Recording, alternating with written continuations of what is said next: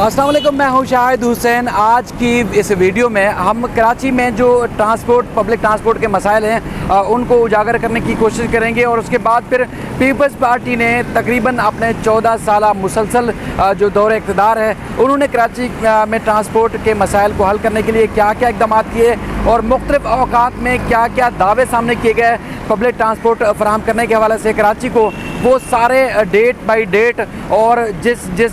जो वज़ीर आला और जिस वज़ीर की जानिब से ये दावे सामने किए गए थे, सामने लाए गए थे कि पब्लिक ट्रांसपोर्ट सड़कों पर लाई जा रही है और कब लाई जा रही है, कितनी बड़ी ट्रांसपोर्ट होगी और क्या क्या फ़वायद होंगे, जो दावे किए गए थे वो दावे भी इस वीडियो में हम बेनकाब करेंगे और उसके बाद फिर आपको मुकम्मल तफसीलात भी बताएँगे।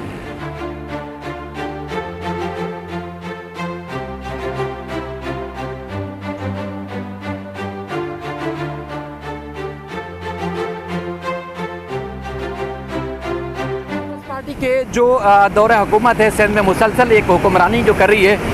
उसके पीपल्स पार्टी के जो दौर में मुख्तलिफ़ औक़ात में जो बसों और ट्रांसपोर्ट के निज़ाम को बेहतर करने के लिए ऐलानात किए गए। ना सिर्फ ऐलानात बल्कि इफ्तिताह तक कर दिया गया। उसका पूरा डेटा मैंने कलेक्ट किया कि किस दौर में किस जो पीपल्स पार्टी के जो रहनुमा या उसके बाद सूबाई वज़ीर या वज़ीर आला होते थे तो कितने बड़े बड़े दावे करते रहे इस शहर को ट्रांसपोर्ट देने के हवाले से, लेकिन आज तक जो है वो दावे थे, वो जो वादे किए गए थे वो वफा नहीं हो सके और कराची के शहरी आज भी अच्छी ट्रांसपोर्ट के लिए रुल रहे हैं, बल्कि बेताब हैं, बल्कि एक कहें कि एक अज़ियतनाक सफ़र करने पर जो है वो मजबूर है। तो सबसे पहले मैं आपको बताता हूँ कि जब शुरू वहाँ से करते हैं कैमल शाह साहब से कि उन्होंने भी 7-8 साल मुसलसल वज़ीर आला का जो ओहदा था उसको एंजॉय किया। अक्सर पीपल्स पार्टी के रहनुमा हमें ये कहते थे कि चूँकि कैमल शाह साहब जो हैं वो बुज़ुर्ग हैं, अगर कोई फैसला करते हैं उसके बाद फिर उसका अगर कोई किसी इदारे की तरफ से रद्द-ए-अमल आता है तो उसका सबसे बड़ा उनको जो बेनिफिट मिलता है वो उनकी बुज़ुर्गी का मिलता है कि कभी भी उनको कुछ भी हो सकता है। तो इसलिए अगर उनके ऊपर कोई इल्ज़ाम भी आएगा तो इल्ज़ाम जो है वो साबित करने में या उसके बाद फिर इल्ज़ाम का जो रद्द-ए-अमल आने के बजाय जो है वो उनके ऊपर से कोई एक ज़्यादा उनको जो है वो सख्ती नहीं बर्दाश्त करनी पड़ेगी, इसलिए उनको एक अरसे तक चलाते रहे। उसके बाद फिर जो वज़ीर आला की जो कमांड थी वो मुराद अली शाह साहब के सुपुर्द की गई। उस वक्त जो वज़ीर ट्रांसपोर्ट थे मुमताज़ जाकरानी सूबाई वज़ीर ट्रांसपोर्ट थे, तो कैमल अली शाह साहब ने डाइवो बस से मुआहिदा करने के बाद इफ्तिताह तक कर दिया था, हालांकि बसें भी मौजूद नहीं थी, तो उन्होंने बसों के जो एक मुआहिदा था उसका इफ्तिताह किया। इफ्तिताह करने के बाद ये ऐलान किया था कि 200 बसें जो है वो कराची की शहरियों जो सड़कें हैं उस पर रवां दवा होंगी और बताया गया था उस दौर में कि तकरीबन जो 200 बसें हैं वो बोर्ड पर मौजूद हैं और चंद रोज़ के अंदर जो है वो कराची की मुख्तलिफ़ सड़कों पर रवां दवा होंगी, लेकिन वो बसें आज तक किसी कराची के शहरी ने नहीं देखी। अगर किसी ने वो बसें देखी हो जो कैमल शाह साहब ने इफ्तिताह किया था जिसका, तो कमेंट में ज़रूर बताइएगा, मैं उसको भी फॉलो करूँगा। लेकिन वो बसें जो है वो सड़कों पर नहीं आ सकी हैं और उसके बाद फिर वो उसका मुआहिदा का क्या बना उसका अमल दरामद नहीं हो सका है। अब किसकी जो है वो गफलत थी, किसने जो है वो शहर के साथ ज़्यादती की, उसको हम नहीं कह सकते, लेकिन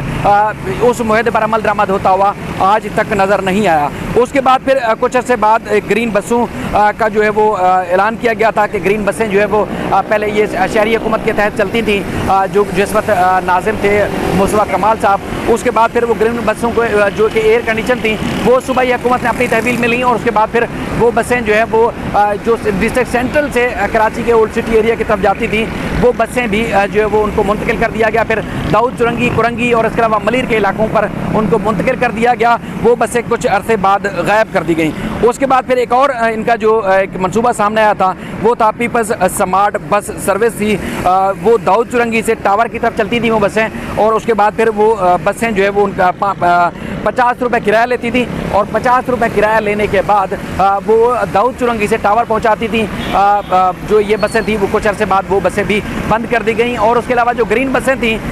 जो कि दूसरे रूट से वहाँ मुंतकिल की गई थी दाऊद चुरंगी, कुरंगी और उसके अलावा मलिर के इलाकों में, वो जब कोरोना 1-1.5 साल पहले शुरू हुआ था, कोरोना के साथ साथ वो बसें बंद हुई और उसके बाद वो बसें बंद होने के बाद आज तक वो बसें बंद है। हालांकि जो प्राइवेट और पब्लिक ट्रांसपोर्ट और बल्कि 18 सर्विसेज हैं ट्रांसपोर्ट ट्रांसपोर्ट की वो सड़कों पर रवां दवा है, लेकिन वो जो ग्रीन बसें थी वो बंद हैं। इसके अलावा फिर जो ओएस शाह साहब हैं सूबाई ट्रांसपोर्ट के वज़ीर, उन्होंने कुछ अर्सा पहले आपको याद होगा कि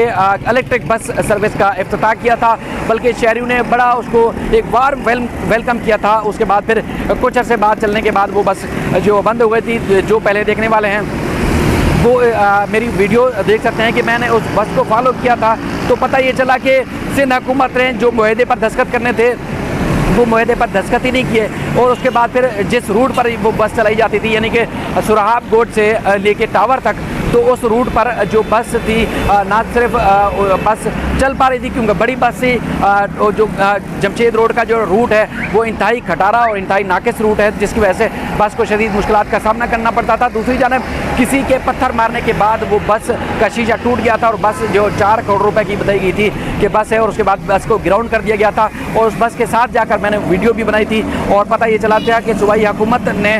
जिस कमिटमेंट के साथ वो मुआहदा करना था, MOU साइन करना था, और उसके बाद फिर 30 से 40 बसें जो है वो मुख्तलिफ औकात में लाई जानी थी, वो बसें भी सूबाई हुकूमत की गफलत और लापरवाही की वजह से सड़कों पर नहीं आ सकी हैं, जिसकी वजह से वो बस आज ग्राउंड हो चुकी है और उसके बाद फिर वो बस रोड पर नहीं आई है। इसके अलावा अब नई एक सर्विस शुरू की गई है, जिस तरह एक करीम या ऊबर या मुख्तलिफ सर्विसेज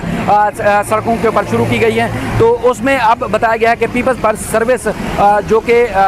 दाऊद सुरंगी से अब ये भी जो वो टावर तक चलाई जाती है, और ये जो इसके अंदर कैमरा भी लगा होता है, ये AC सर्विस भी है, और सीट बाय सीट जो है इस बस को जो चलाया जा रहा है। अब इस की मैंने खोज लगाने की कोशिश की, लेकिन इसका जो है ताहाल पता नहीं चल सका है कि क्या इसमें हुकूमत इस बस सर्विस के लिए सब्सिडी दे रही है या नहीं दे रही, लेकिन इसका तो पता नहीं चल सका है। लेकिन ये बस जो है शहरियों से तकरीबन 70 रुपये जो है वो किराया वसूल करती है और दाऊद सुरंगी से इनको टावर जो है पहुंचाती है। अब ये हुकूमत का जो मुआहदा है, क्या किराया इजाफी जो किराया वसूल किया जा रहा है, हालांकि तयशुदा किराए के मुताबिक 30 से 40 रुपये या 50 रुपये तक किराया वसूल करना चाहिए, लेकिन ये बस इजाफी किराया वसूल कर रही है। अब हुकूमत में क्या इसमें इन्वॉल्वमेंट है उसका नहीं पता चल सका है, लेकिन आवाम की जिस तरह तादाद बढ़ रही है और मुसलसल 10 से 12 सालों में जो शहर की सूरत हाल